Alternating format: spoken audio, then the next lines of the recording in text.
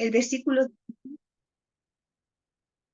versículo 17 dice así: esos falsos maestros son como pozos secos, sin agua, y como nubes a las que se las lleva el viento, pero Dios los ha destinado a un lugar en lo más negra oscuridad.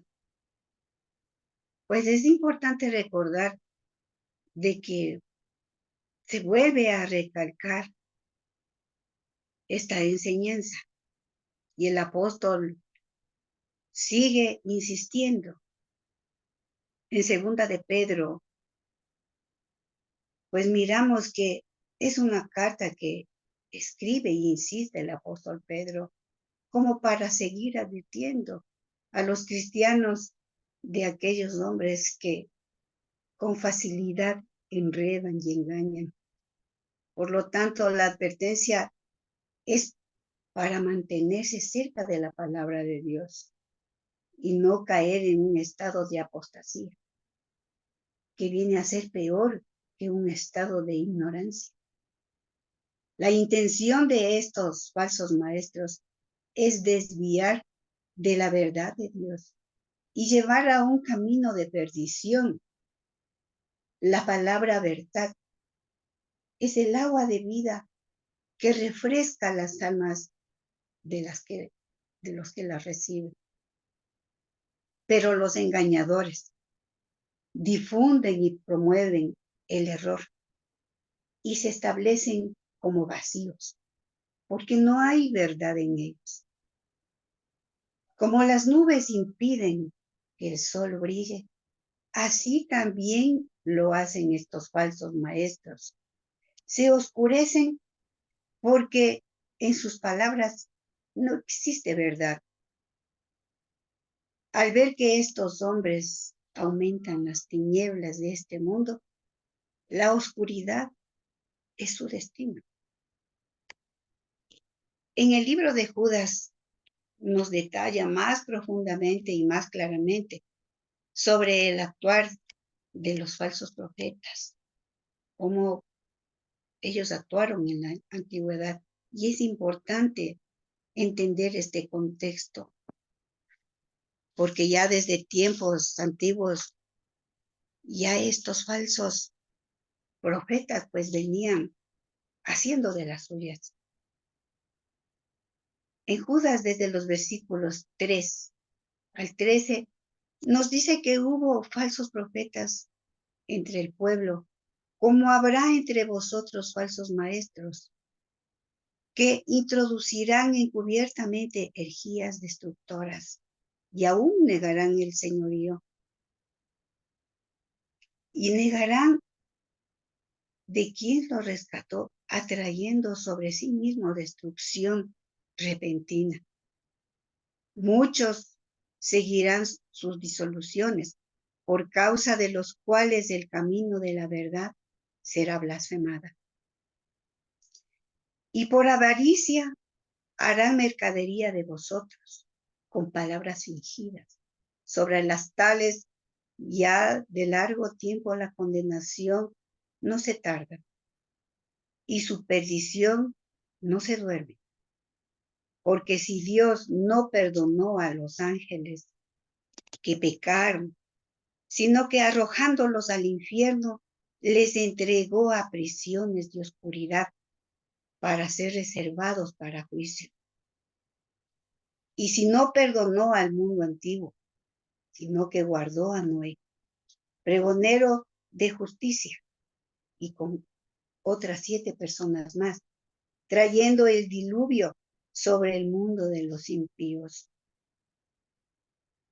Y si condenó destruyendo a las ciudades de Sodoma y Gomorra, reduciéndolos a cenizas y poniéndoles de ejemplo a los que habían de venir impíamente.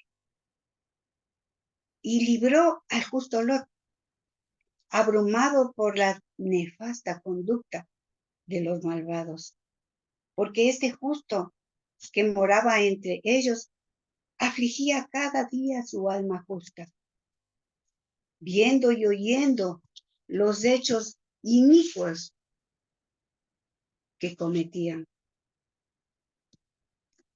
¿Sabe el Señor librar de la tentación a los piadosos y reserva a los injustos para ser castigados en el día del juicio?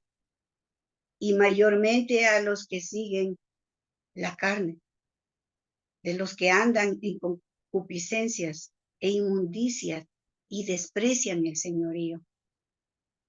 Contumaces no temen decir ni hacer el mal de las potestades superiores, mientras que los ángeles, que son mayores en fuerza y en potencia, no pronuncian juicio ni maldición contra ellas delante del Señor. Pero estos, hablando mal de cosas que no entienden, son como animales irracionales, nacidos para presa y destrucción. Perecerán en su propia perdición, recibiendo el galardón de su injusticia, ya que tienen por delicia gozar de deleites cada día. Estos son inmundicias y manchas, quienes aún mientras comen con vosotros se recrean de sus errores. Al leer estos versículos, nos damos cuenta cómo afligían a otros también para poder participar de sus vicios, de sus males, de sus engaños, de sus bajos deseos, y contaminaban a los que pues hacían mucho esfuerzo para alejarse del pecado. Les prometen que serán libres de hacer lo que quieran, pero ellos mismos no pueden alejarse del mal. Porque vivir en el pecado es vivir cautivo, vivir preso, vivir esclavos. Ayer en la reflexión, la hermana Berenice nos recalcaba de aquellos falsos líderes que engañan a los más ingenuos, pero lo único que ellos desean son introducir en sus mentes para poder ellos adquirir, tal vez económicamente, llenar sus bolsillos. La advertencia del apóstol Pedro es para que dejemos de ser como niños, fluctuantes, llevados por doquiera de vientos y de doctrina, por estratagemas de hombres que para engañar emplean con astucia las artimañas del error.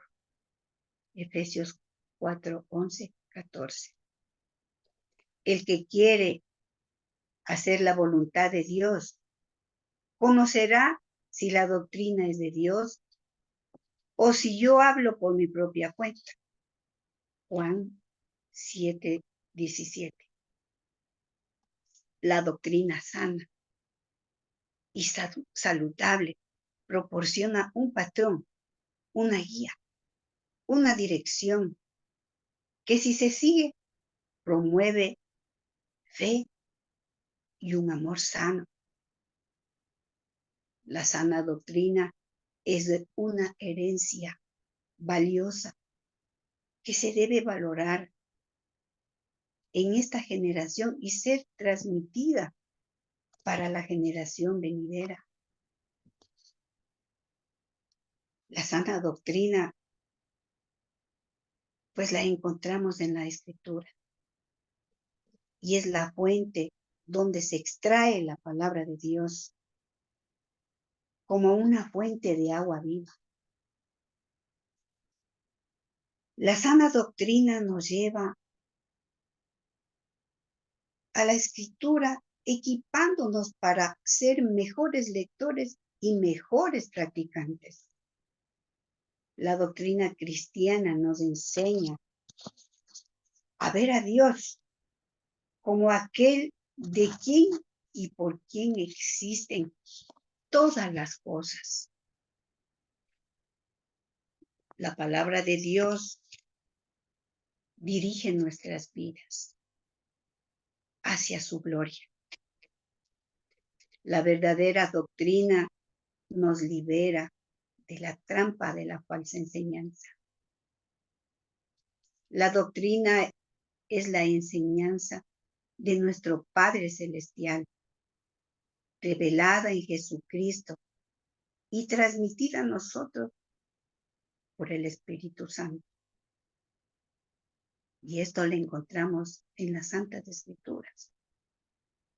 Y debe ser recibida, confesada y seguida por su iglesia para la gloria del nombre del Señor. Recordemos que los pozos vacíos y secos solo nos llevan a la oscuridad. Anhelemos buscar esos pozos llenos de agua, el agua que no solamente podamos adquirirla nosotros, sino también que puedan beberla las que necesitan, los que necesitan de ella. Esta ha sido la reflexión en esta mañana, mis amadas hermanas. Que Dios me las bendiga mucho a toda su casa.